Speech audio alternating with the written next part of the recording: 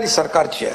उच्च न्यायालयात मराठा आरक्षणाची बाजू सक्षमपणे मांडणाऱ्या तज्ञांची या ठिकाणी मदत घेतोय आपण। टास्क फोर्स आपण तयार केलेला आहे आणि उच्च न्यायालय, सर्वोच्च न्यायालय आणि इतर न्यायालयीन पातळीवर मराठा समाजाचे आरक्षण कसं टिकून राहील याबाबत शासन आणि आयोगात समन्वय राखण्यासाठी माननीय न्यायमूर्ती दिलीप भोसले यांच्या अध्यक्षतेखाली समिती आपण नेमली आहे। या समितीमध्ये न्यायमूर्ती जस्टिस मारुती गायकवाड, जस्टिस शिंदे यांचं देखील सहभाग आहे आणि त्यांच्याशी सुद्धा सातत्याने सरकारशी समन्वय आहे।